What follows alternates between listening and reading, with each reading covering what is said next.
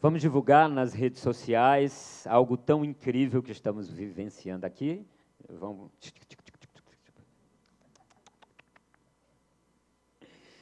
Vale passar a informação para o próximo, né? Mesmo ele estando acolá. Então, vamos agora para o próximo painel, que trata de um tema que é a cara e a voz dessa juventude conectada que está hoje conosco. Acho que cada um de vocês já deve ter se perguntado, que mudança é essa?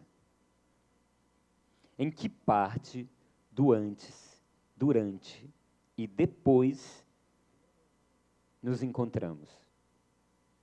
Como convivemos com tecnologia, inovação e, ao mesmo tempo, estruturas arcaicas?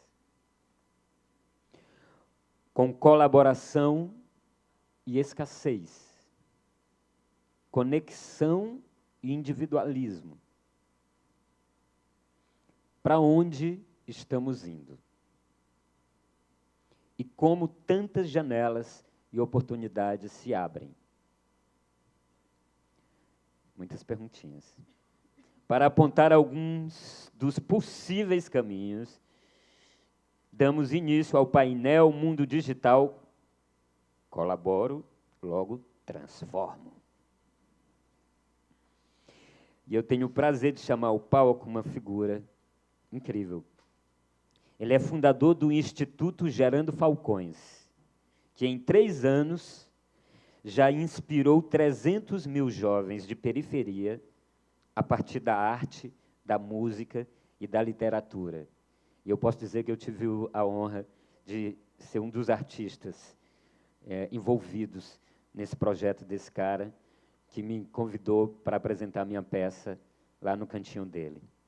Foi lindo. Bom, esse cara foi reconhecido pela revista Forbes como um dos 30 jovens mais influentes do Brasil.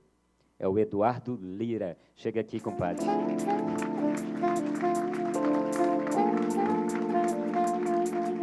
Coisa boa! E eu também quero chamar o coordenador do Laboratório de Inteligência... Esse nome também eu gosto. Laboratório de Inteligência Coletiva, da PUC. Rogério da Costa, chega aí.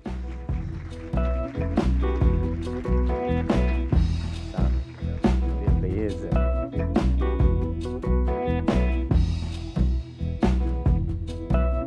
E para mediar, tem essa musiquinha que é gostosa.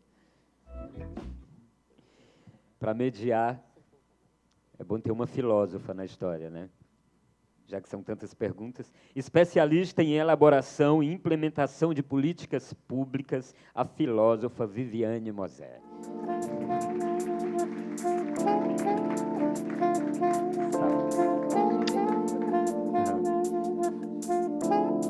Desculpa. Ela não é a mediadora, ela é...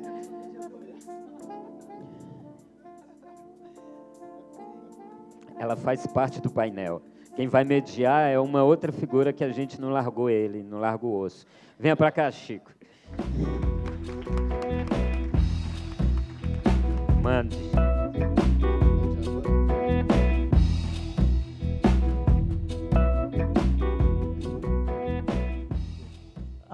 Agora sim, agora num papel decente, a mediação. Ouvir, aprender, não dizer minhas próprias besteiras. Esse é um papel fundamental no mundo. Não sei se é mais boa tarde ou bom dia. Bom dia ainda? Boa tarde a todos. É um prazer estar aqui mediando. Eu faço muita mediação por aí e eu sempre gosto. Mas quando você faz a mediação de pessoas que você admira, que você conhece um pouco a história, muda bastante, né? Porque primeiro que tem um respeito maior, etc. Não é só um painel qualquer, você passeando pelo Brasil e numa mesa organizando, da minha forma caótica, alguma coisa. É um exercício de aprendizado e de admiração. Ainda mais nesse tema, né, que quem discute o comportamento, a partir do colaboro, logo transformo. no meu mundo de comunicação, isso significa estou colaborando com uma grande narrativa, então eu estou contando a história de hoje e estou transformando isso. Para nós, do mundo da comunicação, essa ideia, que é aquela velha ideia pode ser a velha ideia do 1000 noites para a sobrevivência, contar uma história para não morrer, para sobreviver. Pode ser aquela história que aumento um ponto e passo para outro conto, e etc. Então, eu acho que é muito importante hoje, seja num post do Facebook, seja num Twitter, seja em qualquer manifesto mínimo em rede, eu acho que, mesmo que seja a coisa que a gente acha que é mais banal possível, mas ter um pouco da consciência que ali a gente está na grande narrativa, ali a gente está inserido numa grande narrativa, numa grande contação de história, ali a gente está juntando um bocado de pequenos riachos para desaguar num rio maior, que tem o mar, etc. Essa ideia de contar uma história, seja por que meio for, eu acho muito bacana. Então, essa nossa conversa aqui vai ser, eu acredito que vai ser uma hora boa de refletir e pensar mais sobre isso. Então, para começar, a Viviane abre os trabalhos aqui. As meninas primeiro, né?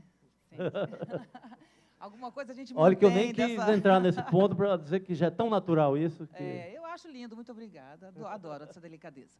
Bom, eu geralmente falo 100% de improviso, mas aqui não tem tanto tempo e eu tenho muita coisa para dizer. Hoje eu trouxe uma cola e vou tentar seguir a minha cola. Coisa rara, mas vou tentar.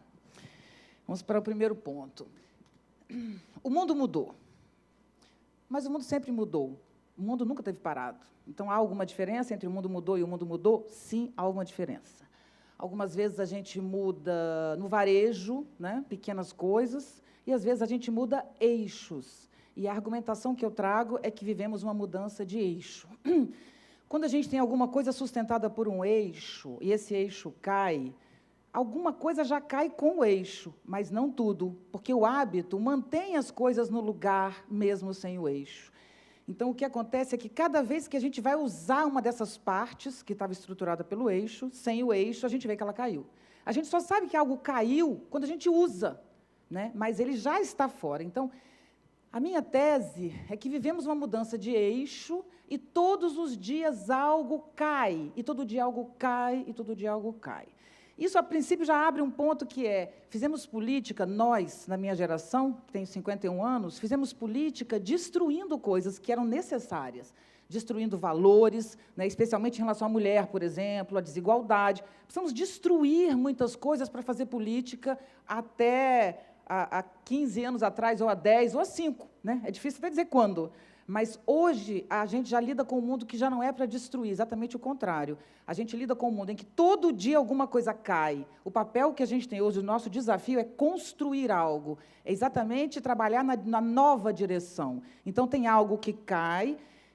Quando algo cai, especialmente com inovação, a gente presta muita atenção no que é afirmado, mas a gente não gasta tempo e não investe no que foi desconstruído para que algo novo surgisse.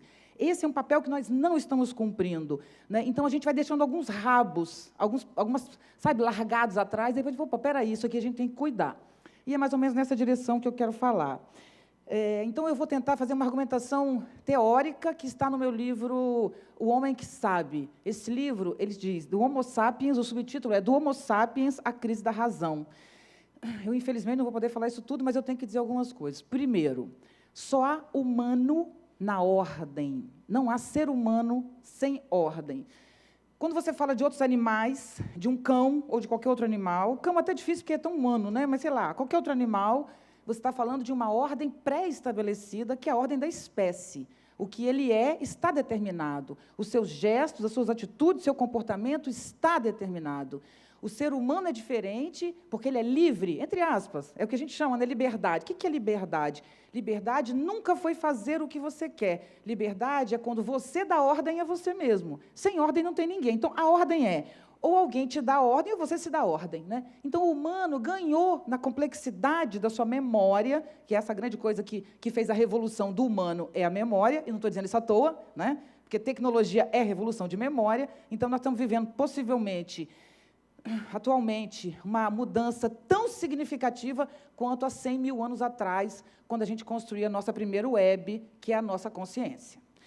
Então, o que é o humano? É um ser que que nasce sem tantas pré-determinações orgânicas de comportamento e ação. Então, ele necessariamente vai ter que construir um ambiente onde essa ordem vai se dar para ele. Isso chama-se cultura. O primeiro momento é o enterro dos mortos. A gente demorou milhões de anos para conseguir fazer um cabo de uma machadinha e tal, mas um dia, em consequência da nossa memória, que é muito privilegiada em relação aos outros animais, a gente conseguiu, por alguma razão, sair de si e se olhar de fora. O nome disso é consciência, né? Então, o humano é aquele que, enquanto está indo pescar, alguma coisa diz a ele assim: cuidado com a cobra, que pode estar naquele caminho. Ele não diz isso, mas ele sabe. Então, isso é uma comunicação.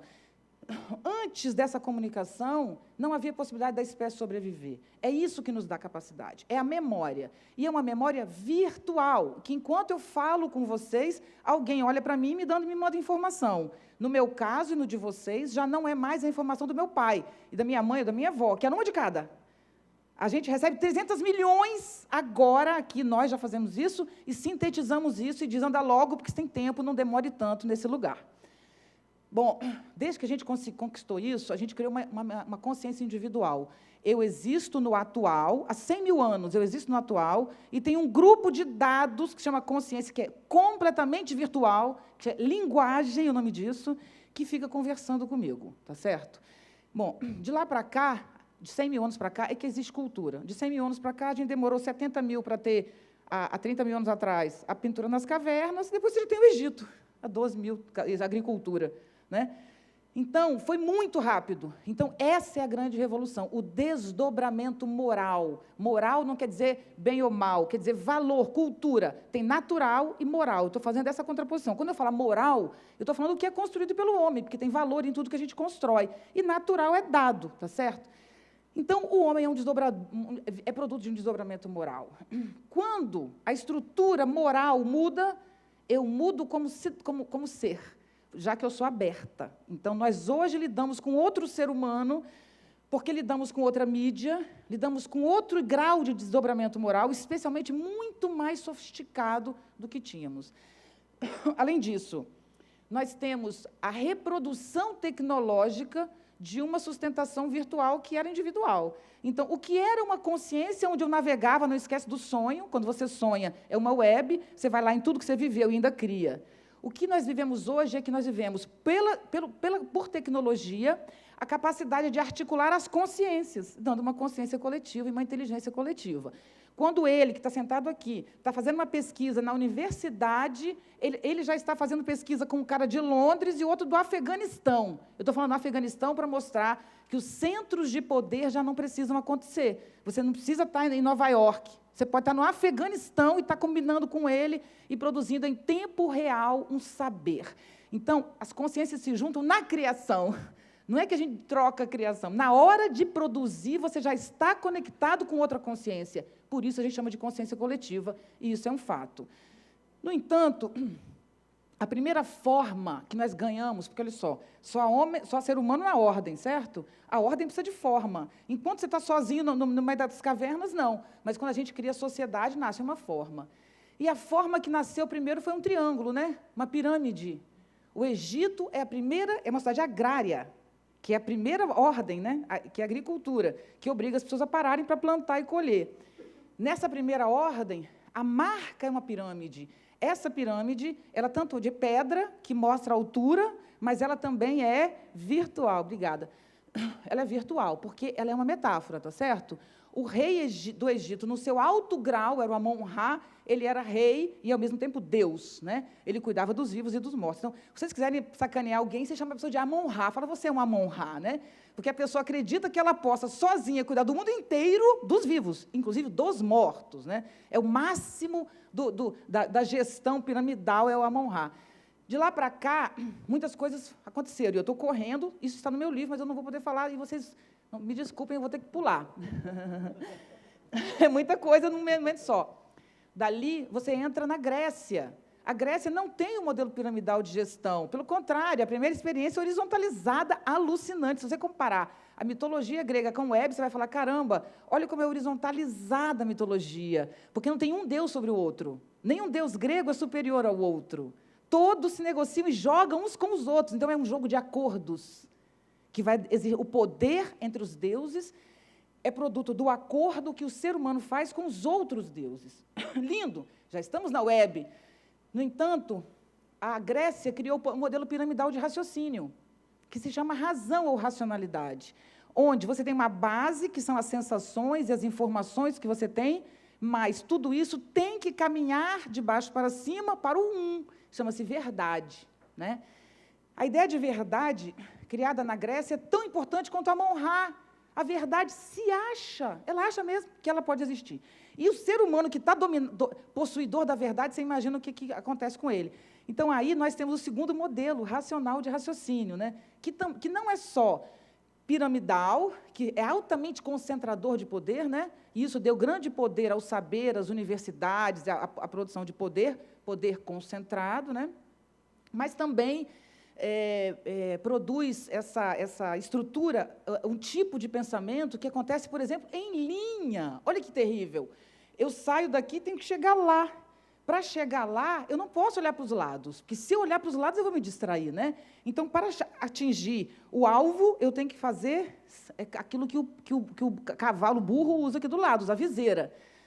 Vocês me desculpem, mas o nome disso é uma tese de doutorado, né? Para você conseguir chegar no fim, você tem que esquecer o mundo, você não pode pensar. Se você for movido por articulações, você está perdido. Então, é o exercício de uma ignorância, o pensamento linear, porque o mundo está acontecendo ali, o meu afeto, a minha vida, as outras coisas, outros discursos. Só para completar, já que é a minha provocação, né? Eu lembro que no mestrado eu cheguei para o meu orientador, falei, eu quero relacionar 2 autores. Ele caiu na gargalhada, 2, você não consegue falar de um. Então, dentro do eu tive que fazer um recorte desse tamanhozinho. Eu não pude relacionar ele com ele mesmo. No doutorado, eu pude relacionar ele com ele mesmo. No mestrado, nem isso, porque é coisa demais e te distrai. Bom, isso foi acontecendo. Então, olha só, temos um modelo de gestão de pessoas, de cidades, temos um modelo de gestão do pensamento piramidal. Vocês sabem também que os deuses já foram múltiplos, né? Então, temos também a Idade Média, agora, um deus só, dominando todo mundo. Mais uma pirâmide. Final disso, nós estamos perdidos. Final da Idade Média, você sabe o que é. Eu estou exagerando, pulando, grandes coisas que a Idade Média fez. Não sou louca, não, eu estou pulando de propósito. Porque a Idade Média é um grande período, mas eu estou trabalhando só nesse sentido, né, da pirâmide. Bom, a modernidade faz um grande corte com isso, que tira o livro Bíblia e traz o pensamento. Então, é uma revolução do pensamento, a transição entre Idade Média e Modernidade, que é o Renascimento, vocês sabem disso, pintura, música, parará. É sempre o pensamento que revoluciona, sempre. O pensamento lá atrás do enterro dos mortos, o pensamento aqui. Agora, com as corporações que a modernidade produz, o que vai acontecer? Um corta, outro costura, né? Então, há uma horizontalização da produção, mas não há uma horizontalização do poder. Continua o poder horizontalizado, os donos do poder, apesar da produção ter sido desfeita. Desculpe que eu estou um pouco falta de ar. Bom, continuando. É muita coisa, estou carregando a história nas costas, pensando que é brincadeira, né, mole? Pesa um pouco, e por isso que eu fico assim, né? Às vezes curva a pessoa. Bom, aí o que temos agora? Agora nós temos os operários, certo? E tem proletário, 12 horas de trabalho por dia, 15 horas, criança, todo mundo trabalhando, imagina o bicho pegando. Aí tem um cara inteligente, eu não estou analisando o que ele propõe como sistema, que diz assim, proletários do mundo univos. Quando esse cara fala isso, ele produz poder, com uma frase. Esse poder parou as fábricas, e esse poder, no início do século XX, foi a primeira metade, segunda maior força política do mundo. Né? 2 forças a gente tinha. E uma delas nasceu de uma frase. Bom, não podemos falar mais sobre isso, mas o século XX nasceu como o século que se chama Sociedade do Conhecimento, antes da web. Sociedade do Conhecimento é a sociedade que sabe que o conhecimento e o pensamento é que movem, que são a razão de todo o poder.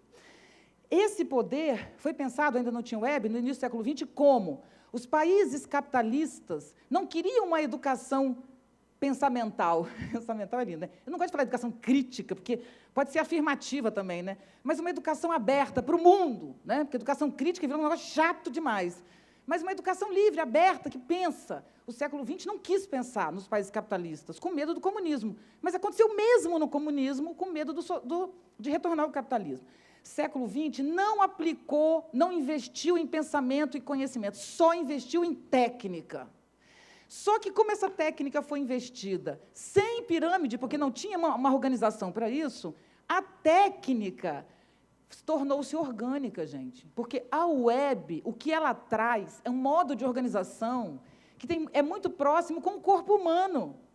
São círculos, por exemplo. Pensa no seu sistema digestivo, ele é um círculo. No seu sistema circulatório, ele é um círculo. No seu sistema respiratório, ele é um círculo. Todos esses círculos se encontram sem a ordenação do cérebro, porque não é verdade que o seu cérebro está lá paradinho, como sendo um doutor mandando em todo mundo. Não! O cérebro é apenas um processador de informações, ele não decide. Quem decide é o jogo de tensão dos meus círculos, ou seja, alvo, foco, que puxa todos os meus círculos numa determinada direção. Mas não é isso que acontece com a web? Não são círculos o tempo inteiro, acordos? E todo mundo não vai numa direção só, dependendo do foco, do interesse, do que acontece, né? Todo mundo vai numa direção. Bom, seguindo, essa ordem que nasce com a web, ela é uma ordem do saber, uma nova ordem do saber. Ela tem como característica, primeiro, antes de tudo, compartilhar conteúdos, e exatamente compartilhar poder. Porque a universidade nasceu do convento da Idade Média. É dali que vem a universidade. E ela permaneceu convento na modernidade. Né? O professor mais bacana é o que fala mais difícil, a gente não entende o que ele fala, não é assim? Esse cara é incrível, olha como é um gênio esse cara. E será que é um gênio ou será que ele está escondendo o que ele não sabe? Né? Então, isso é tudo, já com a democratização do saber, não. Com a democratização do saber, todo mundo atinge, todo mundo encontra, desde que faça círculo. Olha, eu tenho que agora colar, daqui a pouco o meu tempo acaba. Sim, bom. Que consequências a gente tem? Nós temos hoje uma situação bem interessante e caótica e difícil, e eu queria muito que a gente pensasse sobre isso. É fundamental esse encontro. Muito obrigada por esse tema. É isso que a gente tem que, de fato, discutir, que é, primeiro, qual é o rastro de destruição de uma inovação? Ninguém pensa. Tá? A gente tem que cuidar da destruição quando a gente cria alguma coisa. Não pode deixar um buraco e começar uma coisa nova. É preciso tratar isso de uma forma mais orgânica. Mas nós temos, gente, sem sombra de dúvida, uma tecnologia extremamente democrática, extremamente aberta, plural, próximo daquilo que a gente mais precisa. Mas, por trás da tecnologia, temos pessoas que, durante o século XX, não aprenderam a articular o seu pensamento à ação. Porque o século XX, que é o século da racionalidade... Por que é o século da racionalidade? Começou no 19, né, a loucura, mas o 20 acreditou que pelo pensamento fosse chegar tudo. Né? No final do 19, o marxismo ia acabar com as explorações. A gente viu que, apesar do Marx ter contribuído, não foi muito nessa direção, né? Mas a gente tem a psicanálise, dizendo que no futuro ninguém mais ia sofrer dores e angústias, não é isso? No entanto, hoje, a gente tem uma sociedade onde o maior perigo para a saúde, segundo a Organização Mundial de Saúde, no século XXI, é a depressão. Né? E o uso excessivo de medicação psiquiátrica, adultos, fluoxetina, crianças, Ritalina. Nossa impotência diante da vida é muito absurda.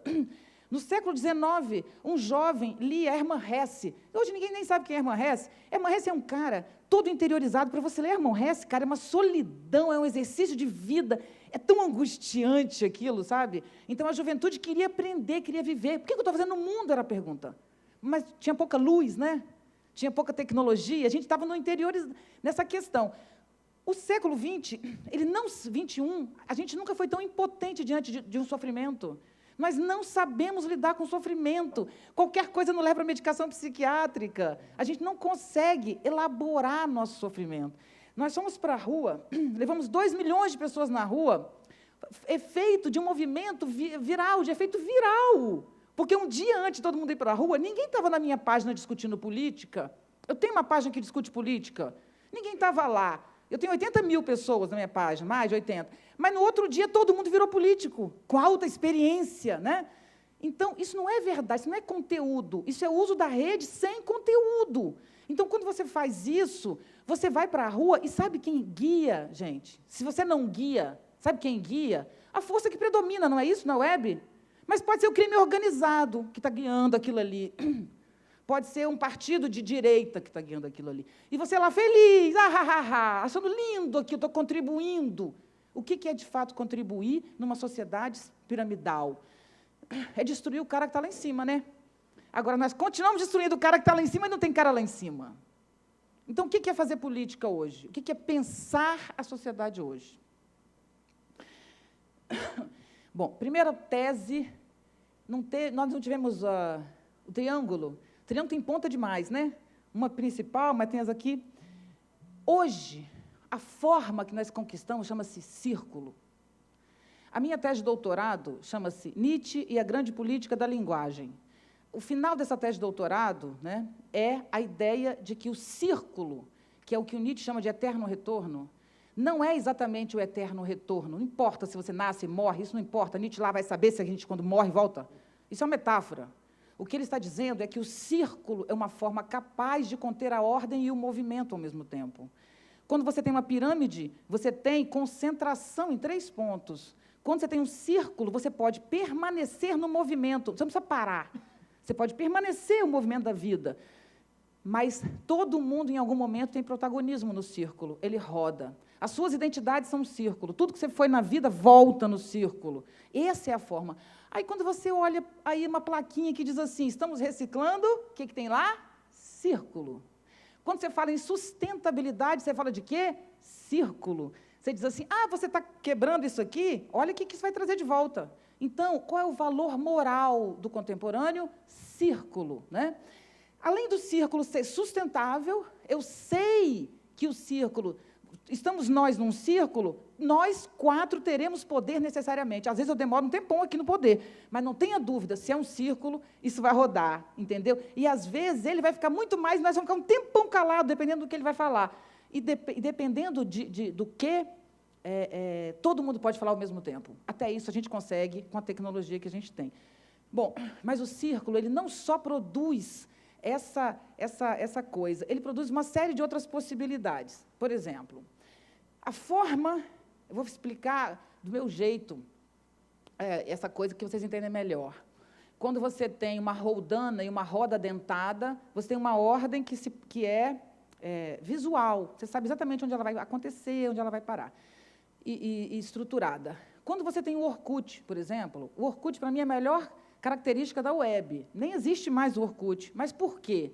Nós somos as pessoas que gostam de dias nublados. Mas alguns que gostam de dias nublados gostam de salto fino, mulheres. Outros gostam de tecnologia de ponta e outros de plantar antúrios. Né? Assim que era o Orkut? Qualquer coisa, né? Mas quando as pessoas se reúnem em acordos, gostamos de dias nublados, e qualquer que seja o acordo que você quiser, cabelos loiros cortados curtos, né? Quando você faz isso, você identifica uma população em torno de um acordo. Só que tem muitas pessoas aqui que fazem parte de vários acordos, certo? Essas pessoas são as pontas que ligam os círculos. Eu tenho um círculo, outro círculo, outro círculo. Quem liga os círculos são as pessoas que fazem parte de vários acordos.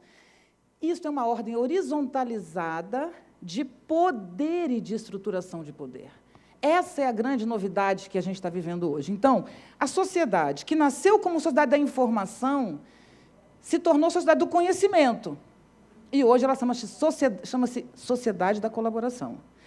A possibilidade de fazermos uma nova política no mundo, de produzir novas coisas, é inacreditável. Nós podemos, por exemplo, diminuir a participação do Estado. Vamos pensar, por exemplo, em desigualdade social, que é um tema que me interessa hoje profundamente. Educação me interessou até ontem 100%, hoje interessa a educação 60%. 40% é desigualdade social, e eu tenho a impressão que a educação vai ficar para os coleguinhas, porque eu vou só para a desigualdade. E que é bastante interessante a possibilidade de diminuição de desigualdade. E a educação é uma delas, óbvio, né? Sem dúvida a principal. Mas, enfim, imagina o seguinte, nós tínhamos um Estado patrimonialista, um Estado autoritário, né? Que ele não estava preocupado com a população, de verdade. Oficialmente, era melhor que a população nem tivesse acesso para ela servir de massa de manobra, para ela servir de mão de obra barata. Isso era fato numa época, né? Ninguém discutia isso, era assim mesmo, deixa o pobre lá ser pobre, porque nos ajuda varrendo a rua para a gente. Quem vai varrer a rua, afinal, né? Então, isso era uma realidade. O estado de bem-estar social é o estado que nasce dizendo: o Estado quer tratar todos, né? Especialmente na diminuição da desigualdade. O estado de bem-estar social assume a diminuição da desigualdade. E sabe o que acontece ali? Ele vai entrar em falência, o que aconteceu na Grécia. Por quê? Quem vai perder são os jovens, gente, porque você tem na Grécia 20% de jovens escravizados sustentando 80% de benefícios. Benefícios são, se você foi preso, se você tem uma deficiência, se você é mais velho, se você é mais novo, se você está sem emprego, aí você vai colocando. Então, com a falência da Grécia, especialmente, que é um Estado que tem 14º salário, uma coisa linda, lindo de ver. Mas é impossível manter essa lógica, né? Então, você fala, acabou, não tem como diminuir a desigualdade, porque se você... Não, isso é uma situação piramidal, certo? Se você trabalha, amplia isso, você vai descobrir o seguinte: o Estado tem responsabilidade, mas tem a responsabilidade do mundo corporativo, da iniciativa privada, na condução da cidade, na diminuição da desigualdade. Mas também tem as ONGs, que têm que se responsabilizar por isso. Algumas querem, nem todas fazem, mas esse é o objetivo. Você tem também o saber, que tem que trabalhar nessa direção, objetivamente, para a transformação social. E você tem também a população, né? Então, se a gente começa a produzir um sistema em que... Eu só vou dar um exemplo, eu não vou poder falar sobre tudo isso, porque é muito longo mesmo, porque meu tempo já... Mas pensa o seguinte: a gente pode criar uma coisa que eu estou construindo, e em breve vocês vão conhecer, chama-se rede de benefícios. Por exemplo, no caso da favela do Alemão. Você tem as pessoas que querem contribuir e tem as pessoas que querem receber, né? Quem quer contribuir? Já contribui. Oficialmente é o Estado. Ele está colocando X. A iniciativa privada quer contribuir, a gente sabe, mas ela não quer dar para o Estado, né? A gente está vendo aí o que é corrupção. Então, ela não dá nada, mas ela pode dar. Mas você tem também as ONGs e a universidade, que também pode contribuir. Então, o que acontece? Se ele quer oferecer 3 horas por semana para atuar na comunidade do Alemão, como é que ele vai fazer? Ele vai sair de casa e dizer, gente, eu tenho 3 horas aqui, quem quer? Não pode. A gente tem que construir aplicativos, software para isso, em que ele vai colocar lá que ele precisa de 3 horas, nós vamos cadastrá-lo e, pelo próprio sistema, ele já sabe onde ele vai parar e onde ele vai atuar. Dessa maneira, você tira o atravessador. Quem quer contribuir, contribui com quem precisa receber. Mas quem precisa receber, não pode só receber. É insustentável você apenas receber. Quem vai receber tem que devolver alguma coisa. E sabe o que ele vai devolver? Ele vai ser quem vai acompanhar as políticas públicas e avaliar. O Estado não tem como avaliar as políticas públicas. Você tem 1.000 escolas, sei lá, 10.000 escolas em São Paulo, nem sei o número, imagina quantas escolas tem o município de São Paulo. Uma secretaria de Estado vai cuidar de escolas? Não sei nem quantas, porque não dá nem para imaginar o que é aquilo. Não. A gente só vai ter uma escola de qualidade quando, de fato, alguém cuidar dessa escola, e quem cuida é quem usa. Isso, gente, é só um exemplo que eu queria dar para vocês, de que a tecnologia, ao lado, articulada com conteúdo, é a grande ferramenta de mudança do mundo. Eu não tenho a mínima dúvida disso. Para isso, nós precisamos investir, obviamente, na transformação do pensamento, na formação, mas a gente precisa entender a transição que a gente vive. Eu vou falar isso e termino. Qual é a transição que a gente vive? Nós tínhamos um modelo, estamos caminhando para outro. Esse que eu estou falando agora é um que vai em breve estar aparecendo e vocês vão ver, no mundo todo, não apenas aqui. Mas o meio disso é a transição. No meio disso, você tem uma família que era piramidal, né? O pai mandava e não manda mais. Mas a mãe também cresceu e manda igual o pai, mas agora não manda nem o pai, nem a mãe, mandam as crianças. Não pode criança mandar em casa, mas está mandando. Por que a criança está mandando? Porque a gente só lida com pirâmide. A gente não sabe fazer compartilhamento de poder. Compartilhamento de poder é criança, pai, mãe, filho e vó, tem que discutir junto, inclusive a moça que cuida da casa. Mas nós não sabemos isso. Nós só sabemos, para ter ordem, alguém manda. Então, se ninguém manda, o pai e a mãe não manda, manda a criança. Às vezes manda a empregada também, porque já que ninguém manda, a criança não manda. Isso, por exemplo, nós comentamos na CBN, ontem, que a agressão aos idosos aumentou quase 50%, agora em um ano, e aumentou dentro da família, que é esse a grande coisa. Aí as pessoas ficam, poxa, mas a família maltratando o idoso? Sim, sem dúvida nenhuma. A gente não aprende a lidar com a idade mais. Mas, por outro lado, o idoso tem que aprender a ser idoso. Não é só nós que temos... Como é que o idoso fica dentro de casa o rei da cocada preta? Então, quer dizer, você passa uma vida incomodada, aí você fica velho para encher a paciência de todo mundo. Desculpa, não dá para ser idoso assim mais. Você está em casa, você é criança, aprende a lidar com o idoso. Tem que lidar. Você vai ser idoso, mas o idoso tem que aprender também. Então, gente, nós estamos reaprendendo a ser humano. E a gente não sabe, nós não sabemos lidar com o conteúdo. Lemos mal e porcamente, recebemos conteúdo e compartilhamos com irresponsabilidade. Ah, mas eu adoro a pessoa que mandou. Ah, você acredita mesmo em sei lá, Papai Noel, Fada do Dente? Porque como é que você recebe um conteúdo e compartilha sem conferir, com rigor? Ah, mas é meu amigo. Como assim um amigo pode namorar com a tua mulher, com o teu namorado? Não tem aquela coisa? Você confia, o cara está na tua casa. E daí? Você ser seu amigo não quer dizer nada. Nós estamos falando de mundo, nós estamos falando de bombas para explodir na nossa vida. E você quer que exploda uma bomba sem simplesmente você... Só para pensar, essa transição, tá? Transição é encontro articulado pela tecnologia, a ausência de conteúdo e avaliação, incapacidade, impotência de lidar com isso, gera esse tipo de coisa. Vocês sabem a história que eu vou contar. Uma mulher, se eu não me engano, no Guarujá, foi apontada, uma amiga queria sacanear amigo, né? Amigo é bom para isso? Colocou a foto da mulher e disse que ela era uma sequestradora de criança. Essa mulher foi espancada e morta a pauladas na rua. Tudo bem, mesmo que ela fosse culpada, não deveria nunca ser morta a pauladas, né? Mas nem isso ela era e ninguém nem conferiu isso. Se você hoje publica um conteúdo que você pode ser processado e preso, você sabe disso, já é um fato. Mas quem compartilha tem o mesmo peso, não sei se vocês sabem, já é uma jurisprudência, já aconteceu isso, é fato. Compartilhar é tão grave quanto publicar. Então, gente, eu queria que a gente pensasse o seguinte, então, milhões de exemplos que você pode dar. Na família, na escola, por exemplo. O professor é dono do saber? Era, lembra? O cara, pô, você quer crescer na vida, o professor é teu eixo. Não é mais. Mas a escola precisa continuar existindo. Ela é importantíssima. Então, o professor tem que criar uma nova ordem, né? Assim como o pai, por exemplo. A criança tem que ser ouvida na casa. Não era. Mas você não tem que seguir a criança. Ouvir não quer dizer seguir, né? E é isso que a gente tem que aprender, a compartilhar e chegar a um acordo, né, entre todas essas partes. Essa coisa na escola é a mesma coisa. Então, a criança tem que... Apesar, gente, isso aconteceu até no Rio do ano passado, uma pessoa na plateia levantou e falou uma coisa incrível, falou assim, poxa, um menino de 12 anos, eu tenho uma empresa de tecnologia, um menino de 12 anos chegou com uma resposta que minha equipe não tinha. E eu falei, caramba, inacreditável isso, até é chocante, né? Mas uma criança de 12 anos pode ter uma tecnologia que você não tem, mas ela continua criança. Entendeu? A gente não sabe isso. A criança que tem tecnologia, você acha que ela pode mandar. Não, ela só é uma criança que tem tecnologia. Bom, acabou meu tempo e eu vou terminar dizendo o seguinte. Nós temos que ter coragem de reaprender tudo do começo. Eu lembro muito do Arnaldo Antunes. Sabe aquelas letras do Arnaldo Antunes que começa a definir as coisas? Árvore. Árvores, como é que é? São endereços. Árvores ficam no lugar, plantada no chão. Aí você lê aquilo e fala, pô, o cara parece um débil mental, né?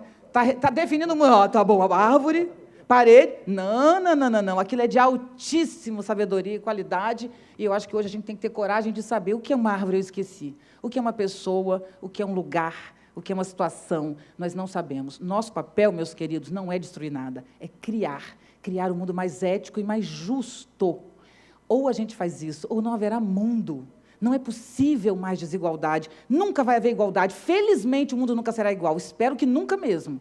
Não é igualdade o que a gente está precisando, é diminuição do abismo entre as classes, entre as pessoas, né? E isso a tecnologia nos permite. Eu estou aqui porque eu quero incentivar cada um de vocês a lutar por um mundo diferente do que é. Um mundo mais ético, mais possível para todos nós, que respeite o meio ambiente, que respeite o cidadão. A tecnologia está muito além da nossa capacidade. A gente tem que usar a tecnologia, elevando a nossa capacidade, para a gente, de fato, chegar lá. E eu não tenho dúvida que isso vai acontecer. Muito obrigada.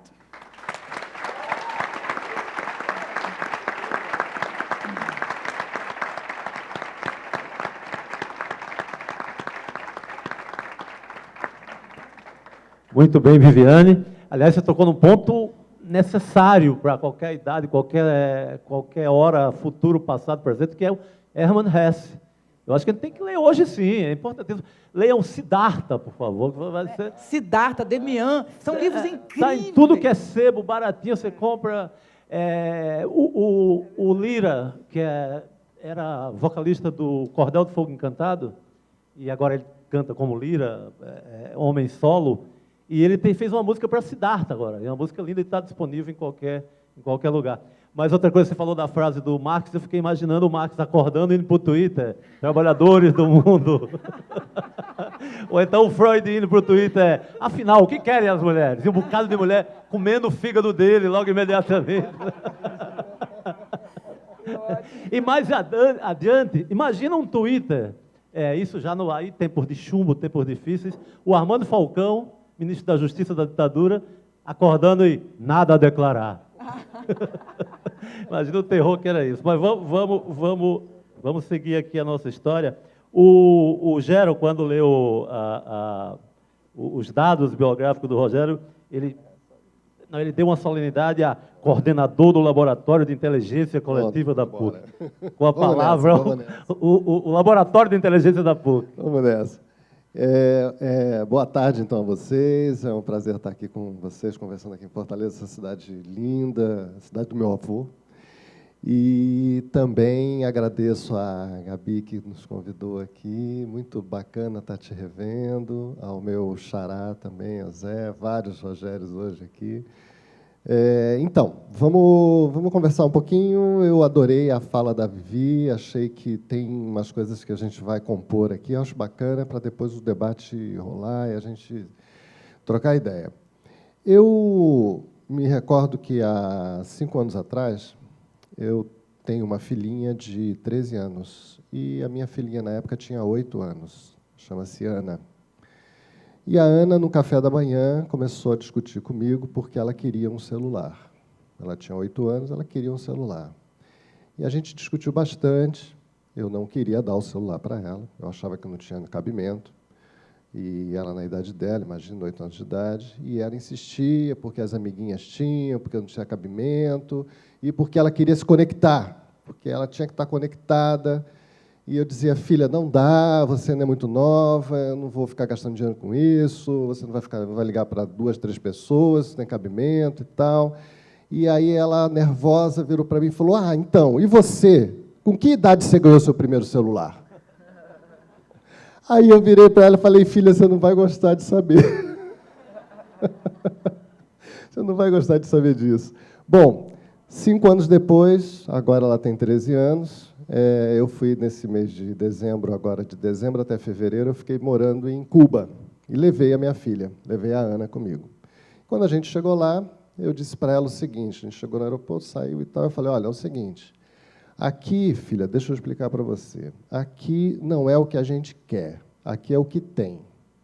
Então é o seguinte, não tem funcionamento de celular aqui nessa região, não tem internet, e é assim que vai ser. Sinto te dizer. E ela olhou para mim e falou, pai, você tem certeza que você gosta mesmo de mim? Ela com o celular dela na mão, você tem certeza que você gosta de mim? Falei, filha, é o seguinte, isso aqui é uma viagem para você entender como era o mundo quando seu pai tinha a sua idade. E foi isso, esses 3 meses, quase 3 meses de férias, onde a gente viveu lá uma aventura. E nos anos 70, portanto, quando eu tinha a idade dela, o mundo passava em vários aspectos, por isso que tanto o Silvio quanto a Vivi enunciaram como grandes modificações, como grandes revoluções, etc.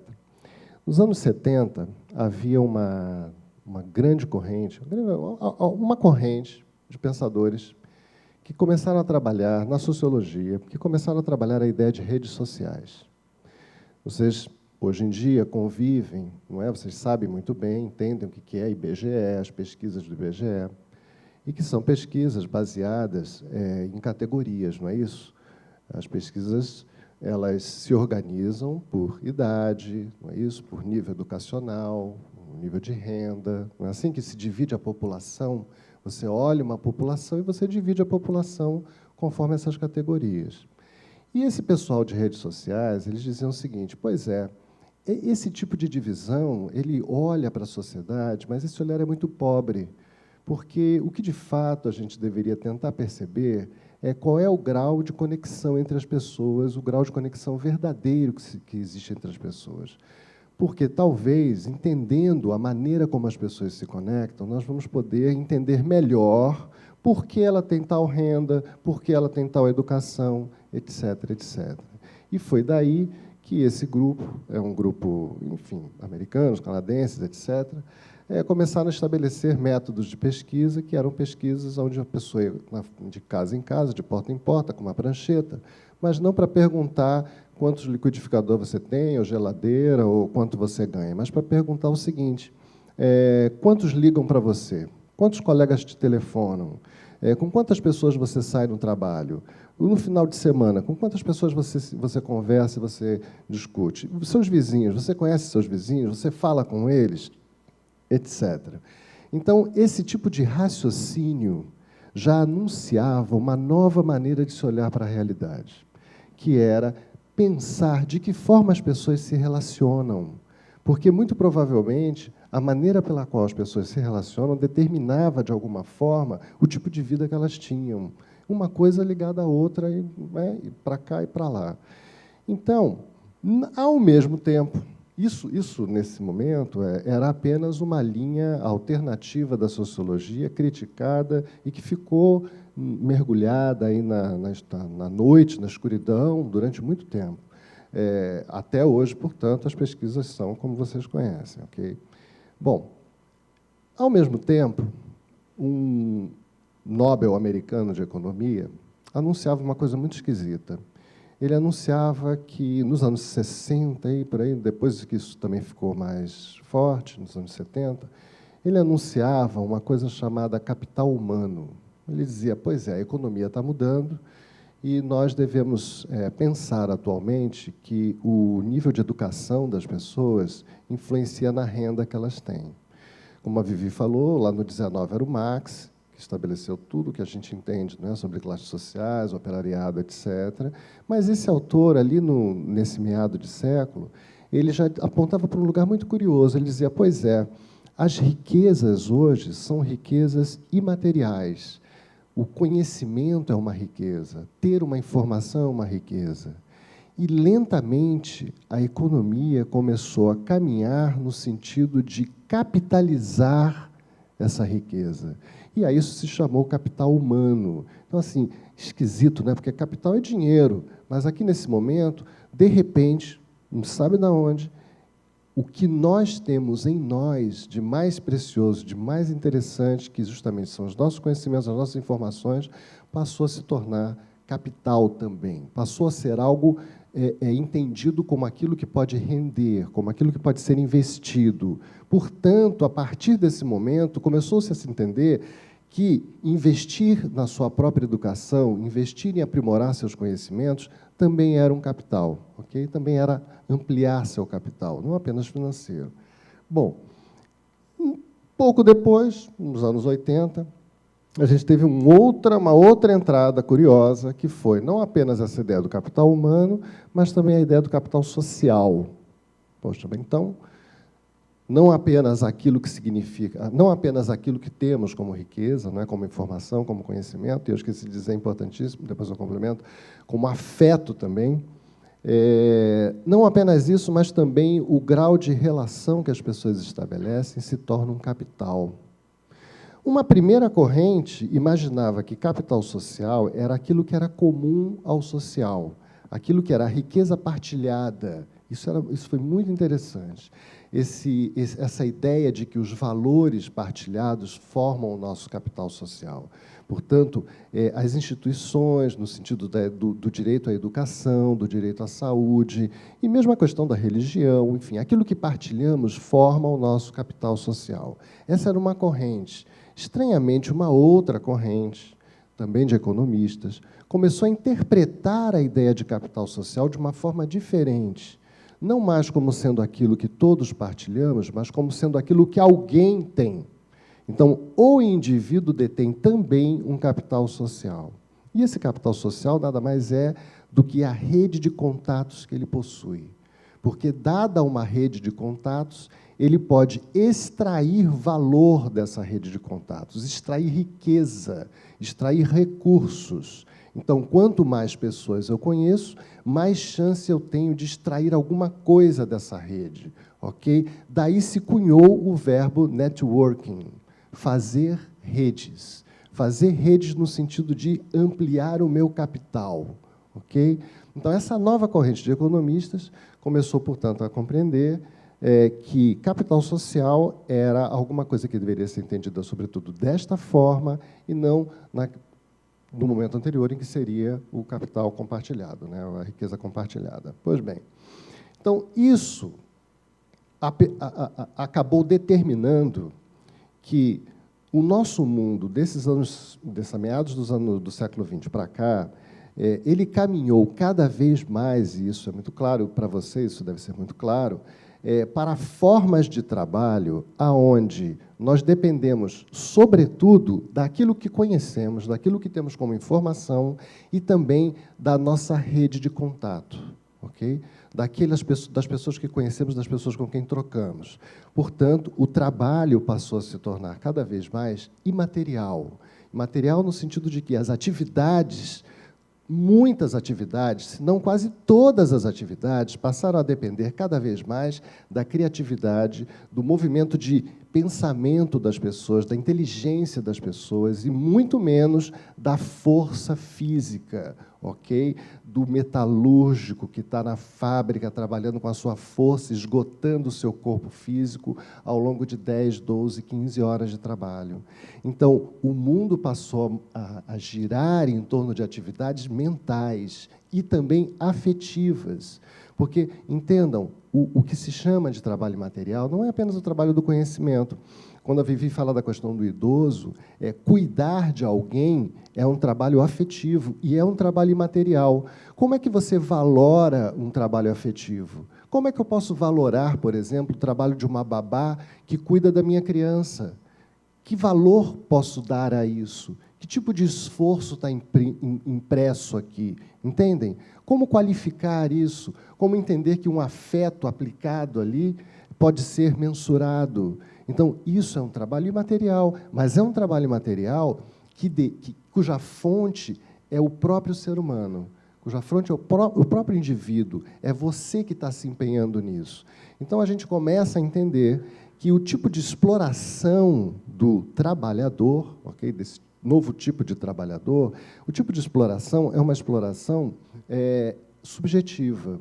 E é uma espécie de exploração que funciona como uma escavação de você mesmo. O trabalho braçal, o trabalho físico, o corpo cansa e você vai dormir. Mas e o trabalho mental? E o trabalho afetivo?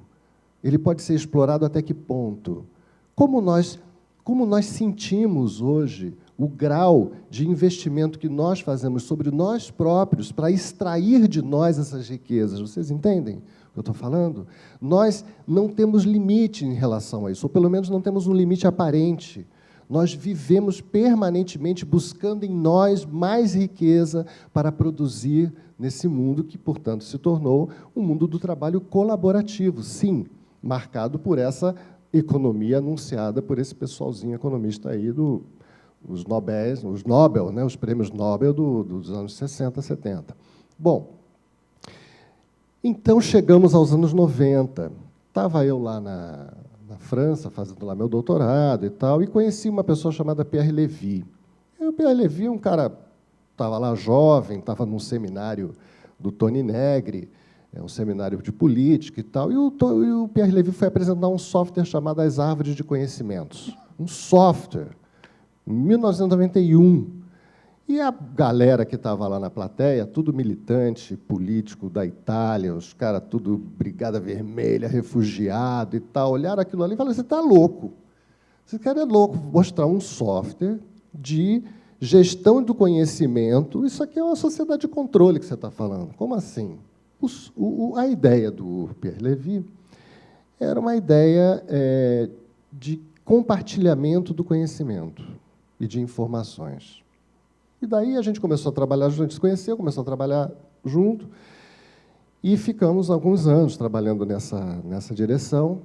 E essa ideia vinha da filosofia, na verdade. Essa ideia vinha, sobretudo, de um filósofo chamado Spinoza. Porque o Spinoza é alguém que pensa, basicamente, que todos nós somos absolutamente singulares. Nós somos absolutamente únicos nesse mundo. Cada um de nós é um grau de potência nessa natureza. Únicos. E a nossa existência, o nosso esforço em permanecer nessa existência, se dá na medida em que nós conseguimos nos compor com outros corpos, nos conectar com outros corpos e também com outras inteligências. E o Lévy e o Altier, no caso, que era um outro matemático que trabalhava com ele vivia brincando e dizia, essa árvore aqui é baseada na ideia do Spinoza. Por quê? Porque o que propunha aquilo ali era que as pessoas, para se compor, precisavam ter algum tipo de percepção do que é o outro. Que você, ao buscar compor com alguém, ajuda muito saber o que no outro pode se compor com você. Normalmente, quando nós estamos iniciando um namoro, a gente começa o namoro daquele jeito, né? Você gosta de Hitchcock? Eu gosto. De sorvete de morango? Mais ou menos. E gosta um jogo de coincidência. Um jogo de coincidência ali, está traçando um campo de comum, não é? Poxa, eu preciso entender aqui o que é essa pessoa. Eu preciso, minimamente, mapear, reconhecer no outro aquilo que é comum comigo, para entender se eu posso compor com ela. Então, se você tem uma ferramenta ou alguma coisa que te ajuda a perceber melhor o outro, isso vai ajudar você, inclusive, a perceber melhor você. Porque, segundo Spinoza, nós só nos conhecemos na medida em que nos compomos. Porque você só entende que pode alguma coisa na medida em que você se compõe com algo. Senão, aquilo está em aberto, não é? Ele dava um exemplo curioso, dizia que a diferença entre um cavalo de corrida e um cavalo de rural, não é? Em que o cavalo de corrida, você tem ali toda uma elasticidade muscular, quer dizer, uma explosão, e no cavalo do arado, você tem resistência muscular, você tem torque. São cavalos completamente diferentes, mas são cavalos, os Spinoza dizia, não tem nada a ver com cavalo, são indivíduos completamente distintos. Por quê? Porque um está vivendo num contexto, o outro está vivendo em outro. Então, você é aquilo com que você se compõe, com que você se coordena, com que você se articula, aquilo com que você se conecta, e a maneira como você se conecta revela para você o quanto você é, ok? E o quanto você pode ser nesse mundo. Então, essa árvore do conhecimento, na época, a ideia dela era, bom, vamos produzir uma rede em que a garotada numa escola possa dizer aquilo que gostaria de ensinar para o seu colega. Mas espera aí, mas não é o professor que ensina? Não, aqui a ideia é outra. Aqui a ideia é a seguinte, um indivíduo só pode ser neste mundo na medida em que ele é percebido como alguém que tem algo a contribuir, como tem algo a produzir. Se você não for percebido no mundo como sendo o produtor, o criador de o que quer que seja, você não será incorporado nesse mundo. E vice-versa, você não incorporará ninguém ao seu mundo sem entender muito bem de que maneira essa pessoa pode vir para o seu mundo. Então, a ideia da árvore era uma ideia horizontal, por isso que eu falei que um pouco a questão da Vivi, o que ela falou, era uma ideia horizontal, 1991, em que as pessoas compartilhariam conhecimentos e competências. Okay? E esses conhecimentos e competências do gênero sei cuidar de criança. Então, a criança de 8 anos dizia, sei cuidar do meu irmão de 3 anos. Opa, já é uma competência, você já vai ser visto como competente nesse aspecto. Então, a criança dizia, que interessante, quer dizer que o coletivo vai olhar para mim e pode me demandar que eu cuide de alguma criança? Sim, essa é a sua responsabilidade. Se você colocar lá que você sabe cuidar do seu irmão, você pode ser demandado para isso. Então, esse truque, que é o truque da visibilidade, quer dizer, é o truque que você apresenta para o outro aquilo que você tem condições de fazer e o outro também apresenta o que pode fazer, gera a chance de composição. Bom, dito isso, e o tempo já está terminando, acho que é até mais interessante a gente depois conversar, Dos anos 90 para cá, foi uma precipitação de uma luta incrível entre ferramentas, dispositivos, ideias que tentam favorecer a inteligência coletiva, portanto, que tentam favorecer a maneira como nós podemos nos conectar uns com os outros criativamente, ok? E, ao mesmo tempo, as velhas maquinárias dessa economia do trabalho que buscam, a todo tempo, sim, incrementar maneiras de cooperar, incrementar maneiras de você se conectar para extrair de cada um de nós o máximo possível. Então, é muito curioso, porque nós vamos continuar vivendo esse mundo tensionado, ou seja, um mundo onde muitas coisas são inventadas, mas que, curiosamente, isso que é inventado tanto pode servir para favorecer a nossa vida, o nosso grau de potência, a nossa força de existir, quanto pode, simultaneamente, favorecer a que sejamos explorados, a que tenhamos que escavar de nós próprios aquilo que temos de melhor, por nada, às vezes. A gente costuma brincar dizendo, um arquiteto, por exemplo, se alguém paga a ele o que for e diz para ele, eu quero a sua melhor ideia, jamais você vai poder saber se ele dará a sua melhor ideia, porque ele pode decidir que a melhor ideia dele vai para uma ONG de um amigo, porque é lá que ele quer a ideia dele, e não para você que me pagou 1 zilhão. Mas isso é o imaterial. Então, nós devemos ter o controle e a força sobre o nosso imaterial. Bom, é isso. Zerou o placar.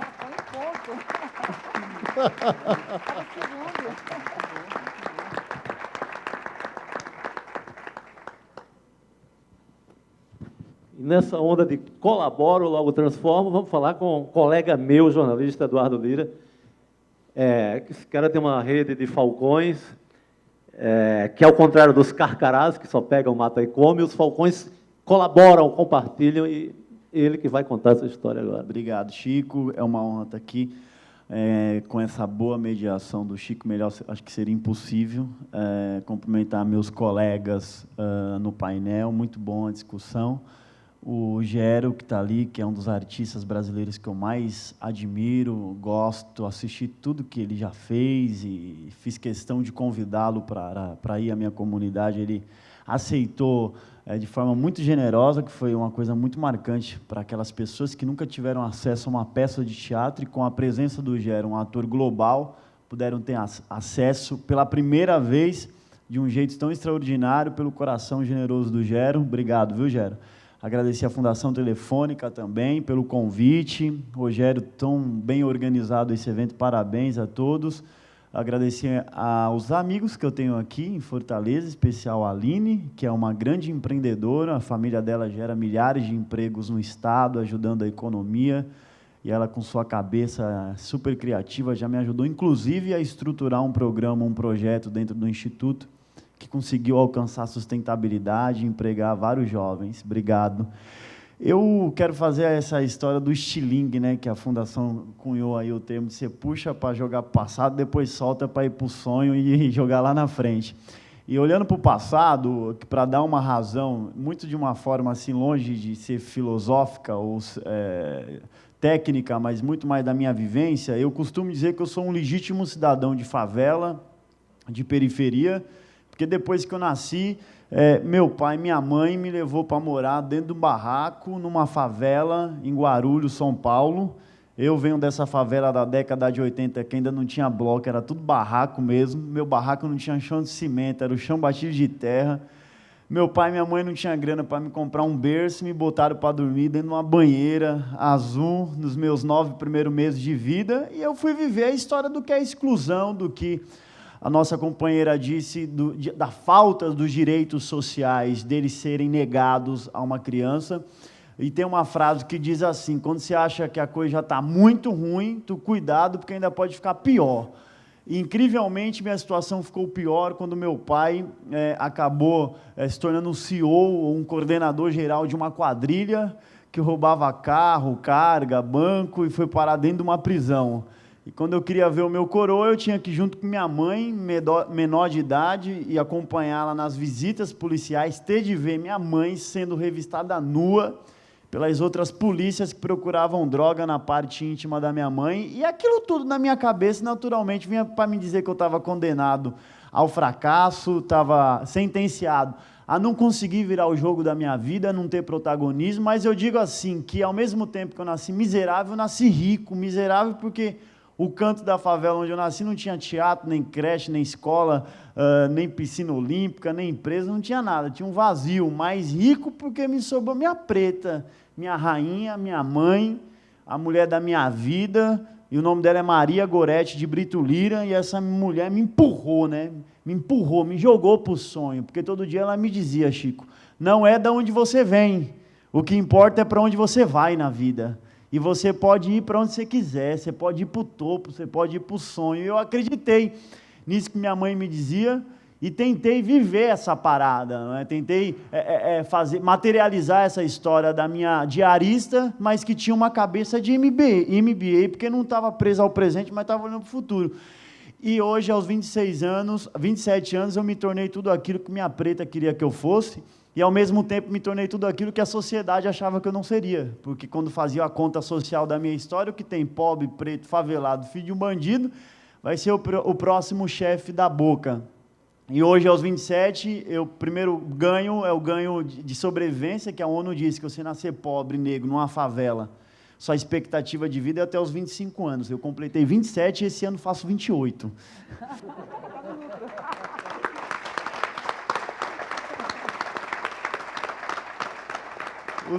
O segundo é que eu consegui resgatar minha autoestima, minha identidade. Embarquei numa faculdade para estudar jornalismo, li muito texto do Chico, li muito texto do Chico, estudei jornalismo, escrevi meu livro chamado Jovens Falcões, montei minha ONG, e aí, de uma forma colaborativa, para que a mesma narrativa, do jeito que eu alterei a minha narrativa de vida, outros jovens pudessem alterar a sua própria narrativa. E aí conseguimos alcançar 300 mil jovens de periferias e favelas dentro de 3 anos. Por conta disso, eu fui eleito pelo Fórum Econômico Mundial um dos 15 jovens brasileiros que pode mudar o mundo. Como o Gero disse, saí na lista da Forbes entre os jovens mais influentes abaixo dos 30 e fui eleito paulistano nota 10 pela Veja e empreendedor do ano pelo LEAD. Por que eu conto essa história? Para mostrar para as pessoas que é possível, que todo mundo pode. Que essa história de você engajar, que essa história de você incluir pessoas dentro do pacote econômico, que essa história de você dar vez para o pobre, para o negro, para o cara que usa cabelo calicalon, que anda de skate, que ouve a música diferente, que não é só a mesma música, mas que ouve também o Racionais, ou ouve o Menino do Gueto, e não lê a poesia, somente a poesia do Carlos Drummond de Andrade, decidiu ler a poesia lá do Sérgio Vaz, do Capão Redondo, que essa gente também pode, desde que você construa as chances para que elas possam se empoderar e tomar o seu espaço na vida. E como que, depois de eu ter alterado a minha narrativa de vida, eu decidi fazer isso? Construindo projetos, hoje são mais de 8, mas eu gostaria de falar de 2, que eu acho que dá um recorte do que é fazer as coisas de modo cooperativo e utilizando da liderança da própria comunidade para transformar a comunidade. Uma delas foi poder olhar para os jovens que estavam à borda, os jovens que estavam excluídos, e poder pensar o que esses caras podem fazer. E, naturalmente, eles eram aquilo que se dizia ser o risco, não é, para a sociedade, o risco para a escola. E nós decidimos compor um livro escrito por aqueles jovens e fazer um CD de música, de rap, cantado e composto por aqueles jovens. Foram 3 meses de composição, 3 meses escrevendo, 3 meses produzindo, 3 meses pensando, 3 meses eles liderando o próprio processo de se tornarem protagonistas. Depois de 3 meses, nós erguemos uma grana com o próprio talento daquela comunidade, nós publicamos o livro com o próprio talento daqueles jovens e nós gravamos o CD cantado por aqueles jovens.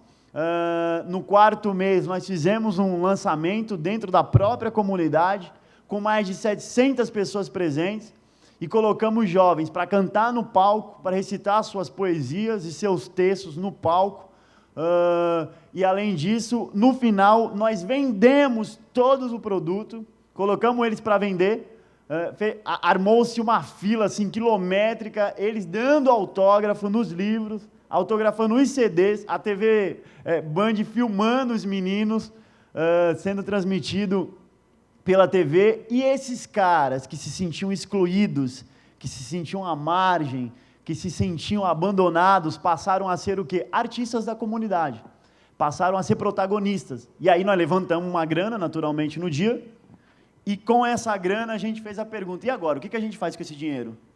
E decidimos construir um mini cinema comunitário dentro da escola daqueles jovens.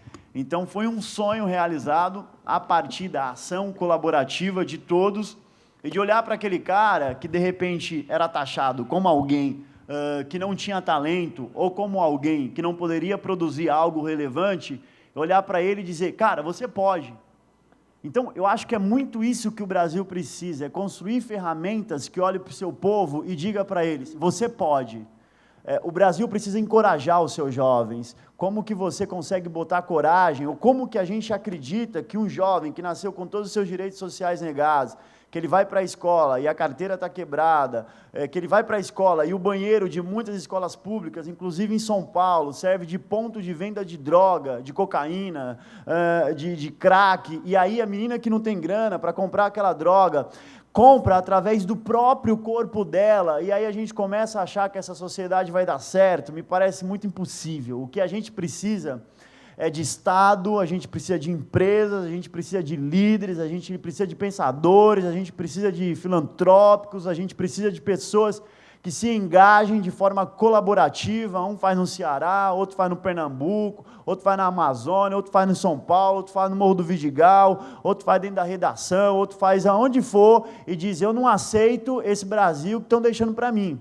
Eu não aceito que os jovens da minha comunidade morram a maioria, como foi o meu caso, de ver que Edson morreu, de ver que André morreu, de ver que a maioria estava morrendo, e eu estava sobrevivendo, e eu dizendo para mim, mas por que essa gente morre e eu estou vivendo? E isso não pode ser assim, quer dizer que a próxima geração vai ser assim também, a maioria vai morrer, o outro vai conseguir um subemprego para ganhar de uma forma muito precária e viver uma vida pequena. Não, a gente tem que construir alguma coisa maior, um país que pense maior, um país que queira ir além, e essa construção é a partir do cidadão.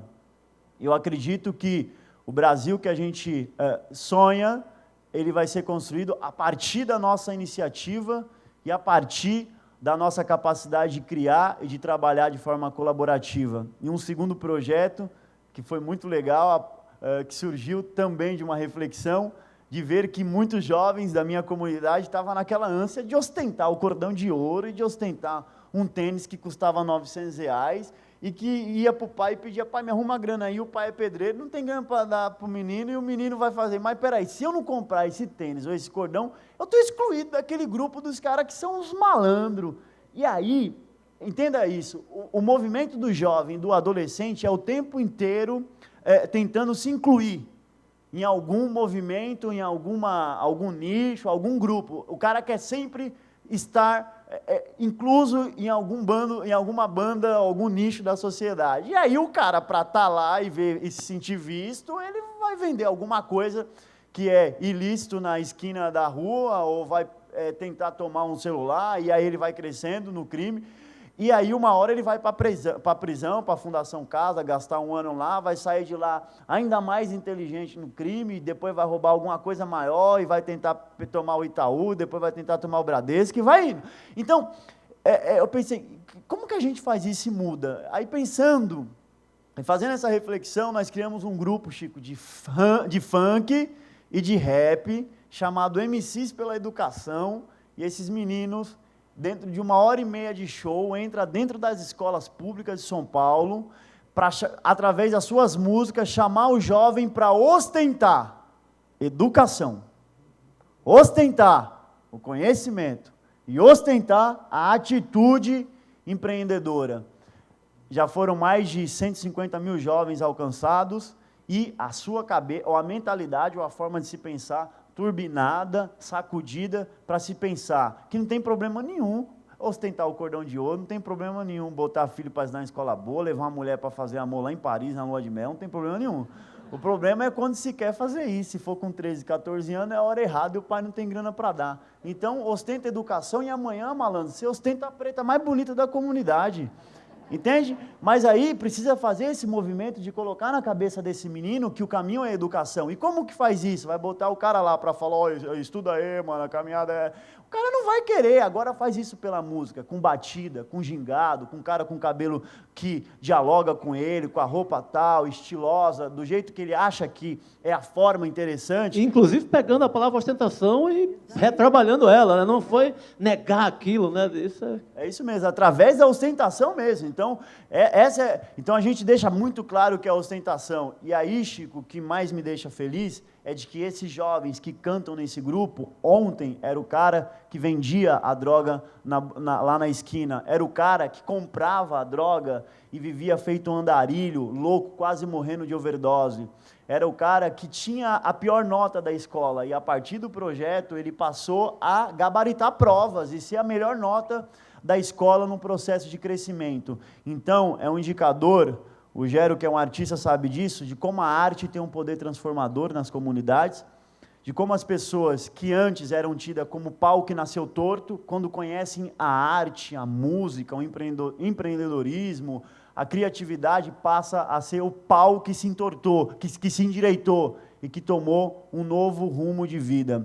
Então, eu vou deixar ainda 4 minutos além do meu tempo para o debate, mas eu acredito muito que o movimento de derrubar os muros que nos dividem e construir as pontes que nos conecta é o que vai fazer o Brasil ser um lugar muito melhor, com pessoas mais conscientes e conectando gente que está embaixo com gente que está em cima. É o movimento do rico olhar para baixo e o pobre olhar para cima, um dar a mão para o outro e dizer que dividir nada, paulista de lá, nordestino de cá, preto de um lado, branco de outro. Dividir não, vamos caminhar junto e vamos construir um país maior, porque quando isso aqui quebra, quem se ferra é a gente. E a maioria hashtag partiu Europa e vai-se embora. Então é a gente que vai ficar, então vamos trabalhar.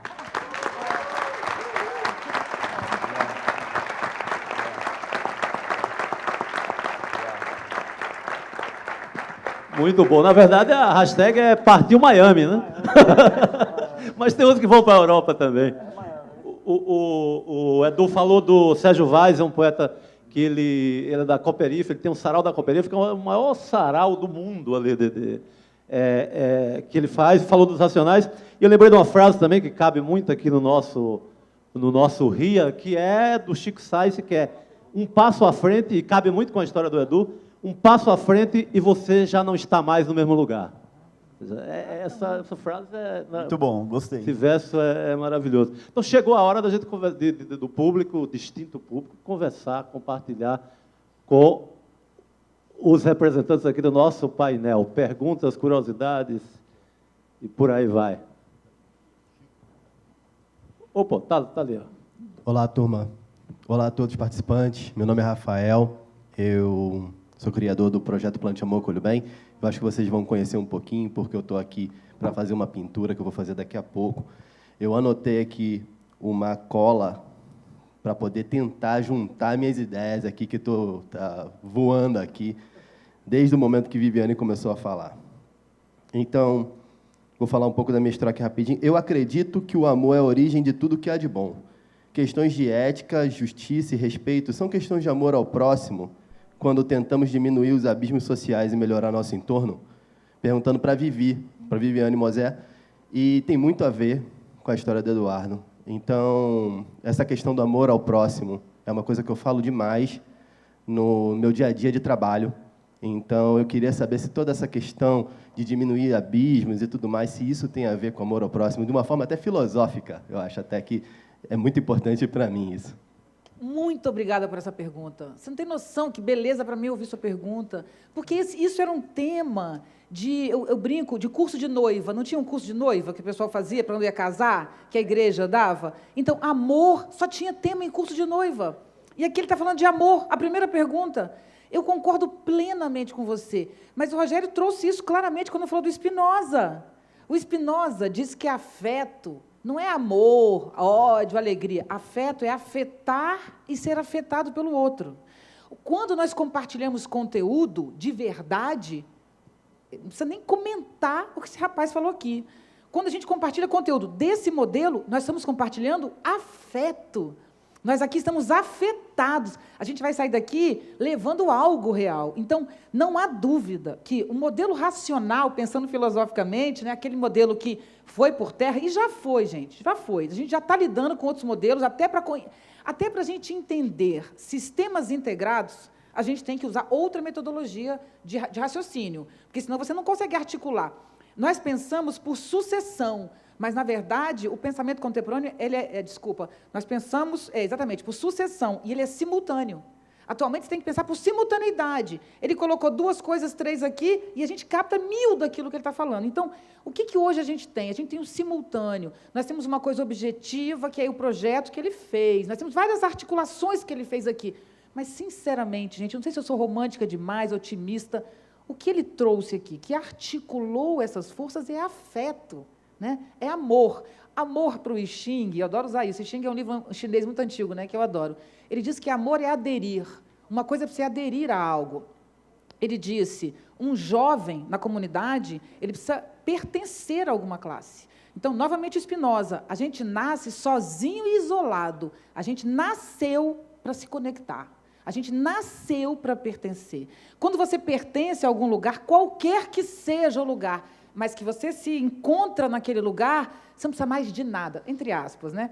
Mas você está no seu lugar. O I Ching diz assim, o rei atingiu o seu templo, ou seja, você encaixou. Então, o pertencimento é fundamental. Mas a gente tinha meia dúzia de pertencimentos, né? Ou você é rico, ou bonito, né? Não tem umas coisas assim? Ou mais rico, ou mais bonito. Não, hoje a tecnologia nos permite tantos pertencimentos novos, inéditos, como gostamos de dias nublados, é um pertencimento, né?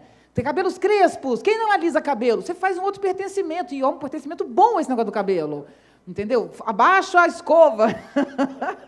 Uhul. Enfim. Pelo fim da chapinha. Pelo fim da chapinha, né? Mas, enfim, eu adorei a tua questão, acho que é isso, acho que é o afeto.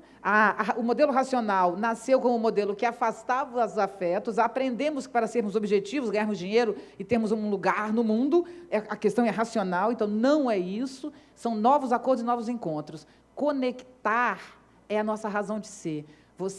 Eu não gosto da palavra feliz, que eu acho uma palavra muito boba. Feliz parece um negócio todo arrumadinho, bonitinho, não gosto. Mas, digamos, você está intenso, você está bem, quando você pertence, quando você compartilha. E a razão da vida é compartilhar afeto. E é exatamente isso que a gente está fazendo.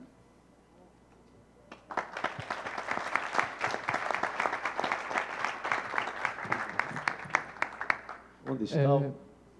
O amigo acabou falando a mesma coisa que eu ia falar, mas eu queria partilhar, né, nesse momento, que eu vivi uma história muito parecida com a tua.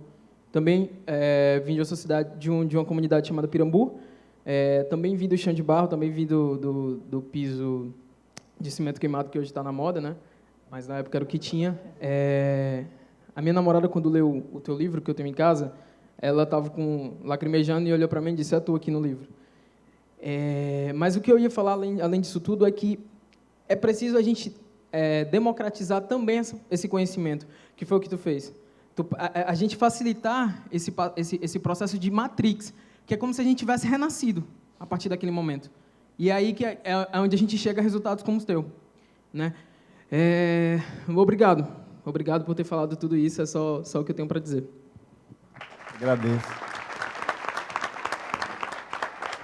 Valeu, irmão. Valeu. Boa tarde a todos.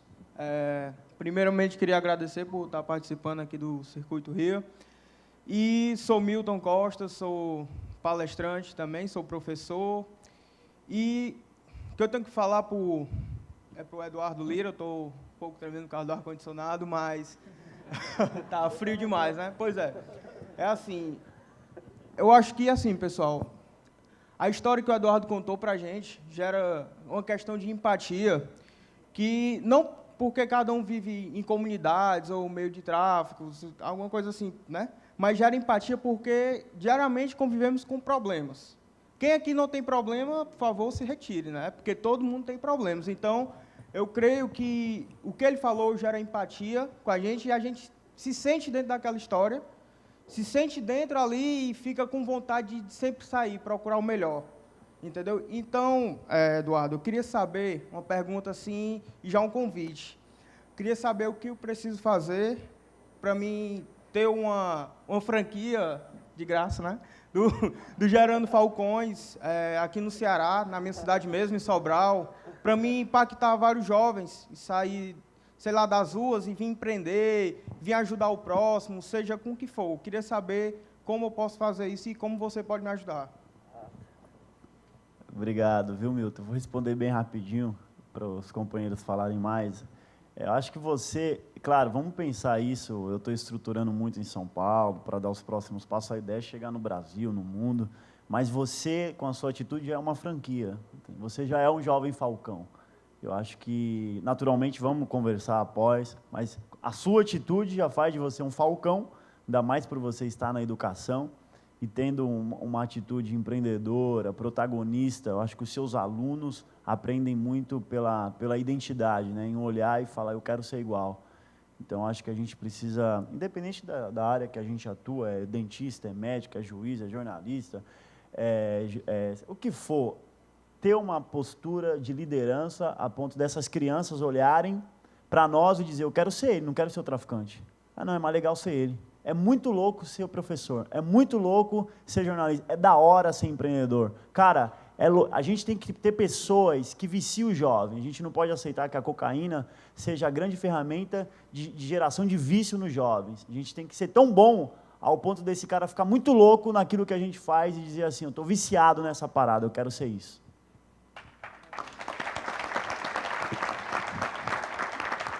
Ô, Chico, posso fazer uma partezinha? Porque isso é tão bacana, isso é tão emocionante, porque, na verdade, a diferença entre ostentar o cordão de ouro e ostentar a educação é uma diferença de conteúdo, né, gente? De perspectiva, de inteligência, né? Não precisa do cordão nem de nada, é só perspectiva, que é o que você está trazendo. De tirar do lugar o conceito do bacana, jogar para outro canto, né? Que era só que estava, na verdade, na mão do tráfico, na mão do bacana, do malandro, e você joga para outro canto. Isso aqui também pode ser bacana. Etc. E usando a mesma força da garotada, quer dizer, a mesma força, é uma questão de grau, né? Então, não é tão complicado quanto parece, não precisa ter a política pública do Estado para acabar com a desigualdade. Tem maneiras da gente articular diretamente com a população, e isso é muito livre. Bem, boa tarde, meu nome é Herbert, sou empreendedor, né, eu estou começando agora. E aí, com o que o Eduardo estava falando, eu tive uma ideia para melhorar e passar um pouco mais para frente em ajudar alguém com o meu trabalho.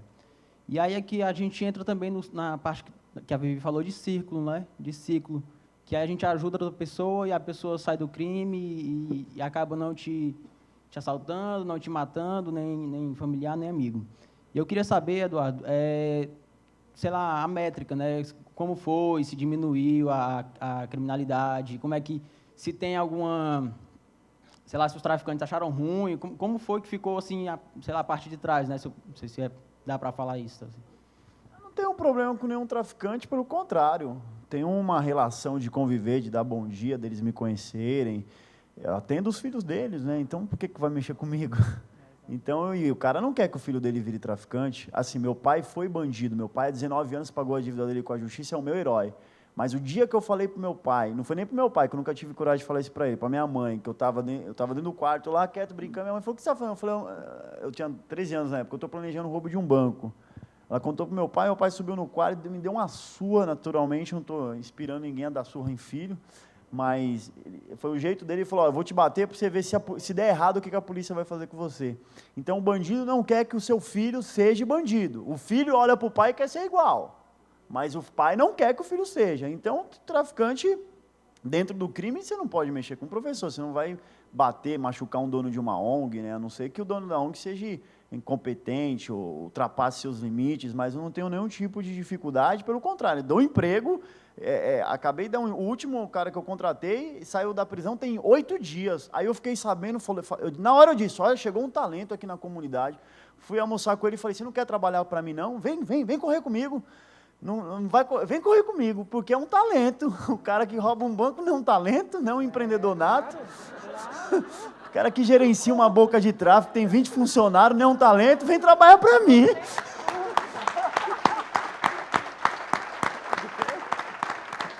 Mas, naturalmente, o que você põe, assim, o Instituto Data Popular está medindo alguns dos nossos programas.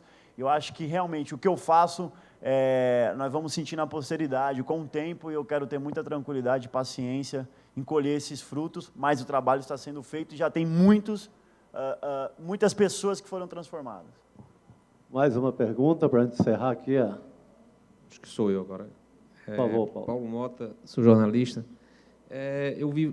Achei interessante, já desde a fala do Chico Sá, o amor, sentimentos que não são digitais, né, sendo falados, né, o resgate disso, porque às vezes a gente se fala muito da modernidade, do digital, e esquece de algumas coisas que é o que é essencial, que são os sentimentos, né, é interessante. E eu queria a opinião de vocês sobre um outro sentimento que eu acho que está muito forte na cultura digital, principalmente no Brasil, o ódio, né? Como vocês veem a proliferação, que eu acho que hoje é muito mais marcante do que propriamente o amor. Outro conceito que eu acho interessante também, que tem me preocupado um pouco, porque eu já tenho 51, trabalhei a vida toda, e ultimamente eu estou mais, vamos dizer assim, trabalhando menos, e eu estou me preocupando muito, e eu acho um conceito que caiu bem legal, esse conceito de ocupação. Quer dizer, de você cuidar. Eu hoje arrumo minha cama, eu hoje ocupo tudo que é meu, aliás, só fica comigo que eu consigo ocupar. Né? Que quem ocupa, cuida, e quem cuida... E eu acho que isso tem... Será que a cultura digital não é um pouco antígona a isso? Já que tudo é muito rápido, não dá nem tempo de ocupar, né? Então, às vezes, como é que vocês veem essa... porque tem também um movimento de ocupação, né, que isso tem a ver até com a realidade das cidades. Fortaleza, por exemplo, é uma cidade que se ocupa muito pouco. O conceito de ocupação aqui é mínimo, as pessoas andam muito pouco a pé na cidade, por incrível que pareça. Agora que tem uma onda de bicicleta, e acho que é por isso que a cidade é tão mal cuidada, porque se a gente ocupasse mais a cidade, as praças aqui, ninguém anda nas praças, são muito pouco ocupadas. Então, eu acho que é um conceito que também está muito moderno, e o mundo digital pode, pela velocidade que tem das ocupações e da necessidade de experimentar, você deixar, às vezes, de ocupar o seu quarto, o seu som. Às vezes você tem equipamentos que você nem usa porque já vira uma coisa que passou do tempo, né, da moda. Eu acho que é isso aí, a discussão. Por favor. Voltando ao amor, porque eu adorei essa frase, você voltou a falar, e é muito legal. Quando você ama alguém, eu vou brincar, é como se você estivesse andando numa rua, aí você encontra alguém, aí faz clique. Aí você se liga, se vincula. Você não consegue mais ir a nenhum lugar sem arrastar aquela pessoa com você, né? Você pensa e fica, você quer ver. Então, você está preso a alguém no melhor sentido de produção de alegria. Isso é a razão de ser da nossa vida, porque isso vai gerar família, né? Vai gerar filhos ou não, mas, a princípio, sim. Quando a gente está falando aqui de conexão, nós estamos falando de vínculo desse tipo. É isso que nós vamos chegar. Esse é o ponto que a gente vai chegar. Por isso que eu sou tão romântica e otimista. Esse é o lugar, é realmente trocar afeto, né? Trocar aquilo que a gente tem de melhor. Então, se ao me vincular a uma pessoa é tão agradável, é tão bom, né? Imagina você se vincular a grandes grupos que se identificam com uma causa, por exemplo, né? Então, a gente nunca vai se ligar todos no mesmo lugar. Isso seria uma crueldade, porque teríamos que ser iguais uns aos outros, né? E não é isso que a gente quer. Mas a gente pode se ligar infinitamente por conexões particulares e singulares.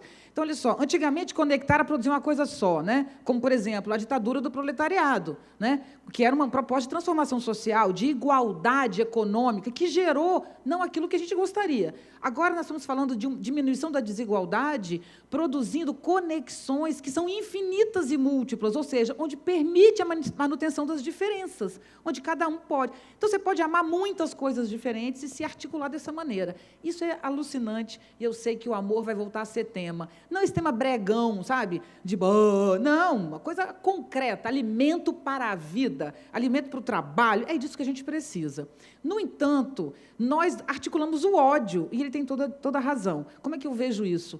A web, eu digo web, não rede social. Rede social é um estágio do processo que, inclusive, vai se transformar muito, porque as redes sociais têm grandes problemas, porque cada rede social traz um modo de organização, né? Então, por exemplo, naquela rede que a gente se organiza por amigos, né? A gente hoje faz política, é engraçado, porque se você faz política numa rede de amigos, você está pensando igual você mesmo.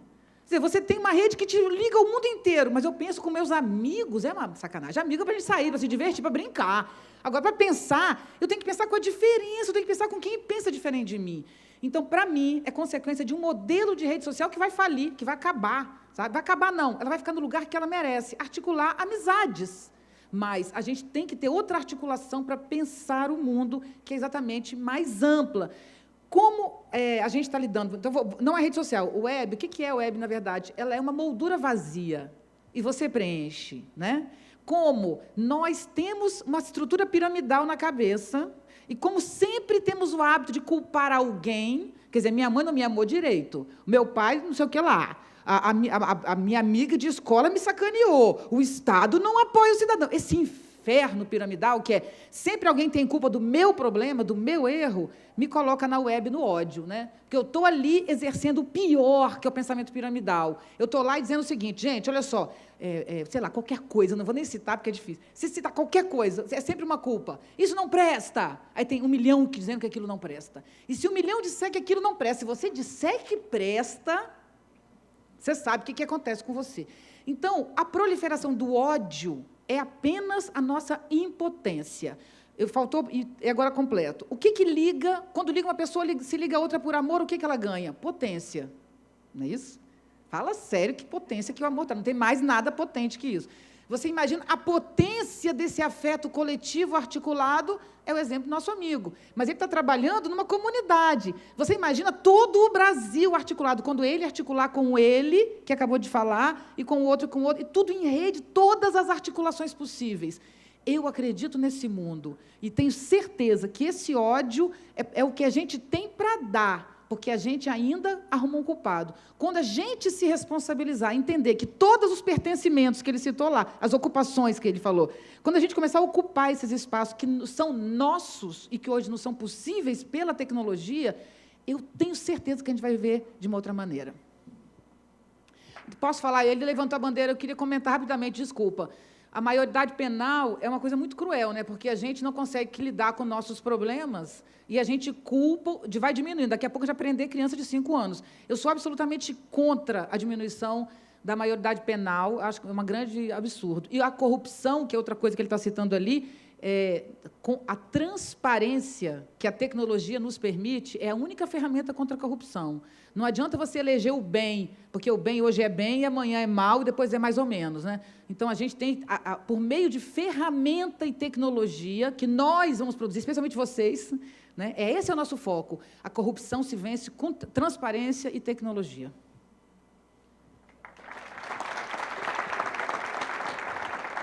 Quer falar alguma coisa, professor, a respeito dessa questão do ódio? Na verdade, que tem uma coisa muito complicada, que é não ouvir o outro e não negocia minimamente e não se discute, vai logo odiando, né? E o professor, como homem calcado no mundo de Spinoza, ele... Eu estava lembrando aqui, nós, hoje, por conta dessa explosão tecnológica, a gente acaba, de fato, a gente se coloca num determinado lugar da onde a gente olha. Mas o exemplo que eu dei de Cuba não foi de graça. Porque ter estado lá por 3 meses tinha uma razão. E a razão é poder viver num lugar de extrema pobreza, sem nenhuma violência. Extrema pobreza. Eu pude entender de fato que é uma vida num lugar generalizadamente pobre. Não, em alguns pontos, miserável, mas, assim, generalizadamente pobre, mas sem violência. Caminhar com a minha filha, à noite, em ruas escuras, com muitos cortiços, com todas as pessoas na calçada, batendo papo e me dando boa noite. Pobres, muito pobres, sem violência. A única violência que existe em Cuba é crime passional, amor e ódio. Mas aí não tem jeito, olha, pegou, pá, aí dá briga. Então, não tem tecnologia lá para fazer conexão de coisa alguma. Mas sabe o que conecta as pessoas lá? Educação e música. O país é música de ponta a ponta. Música e educação. Nenhuma criança na rua, ninguém te pedindo esmola. Ninguém numa esquina te pedindo nada. Nenhum indivíduo me pediu nada do gênero esmola. Então, a educação, me parece, que produz isso, mesmo em condições de pobreza extrema, que foi o que eles viveram dos anos 90 para cá. Então, assim, nós devemos entender que a tecnologia pode nos ajudar demais. No entanto, às vezes, giz e quadro negro dá conta de muita coisa, como, por exemplo, lá. Então, assim, entendo, portanto, Paulo, essa questão da ocupação. Não é curioso que nós tenhamos que, nesse século XXI, nos olhar para o nosso entorno e perceber que, de fato, o que acontece para a gente não ocupar o espaço de vida, não ocupar o espaço público? O que nos faz temer estar fora de casa? O que acontece? E quando você vai em lugares pobres, está todo mundo na rua e não tem violência, o que acontece? Enfim. Maravilha.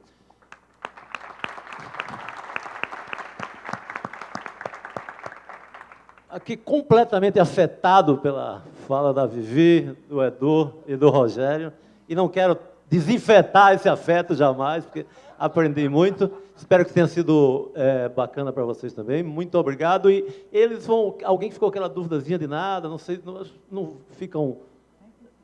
Alguém pode pegá-los no café ali, chamar o Eduardo no canto e abrir para a franquia dele. Eu gostei da fala do menino de Sobral, que quer levar esse belo exemplo mundo afora. Então, boa noite, não, só me apagou a luz. Boa tarde a todos. Vamos... E segue o Circuito Ria. Bom. Deu vontade de saber mais? Compartilhar, participar?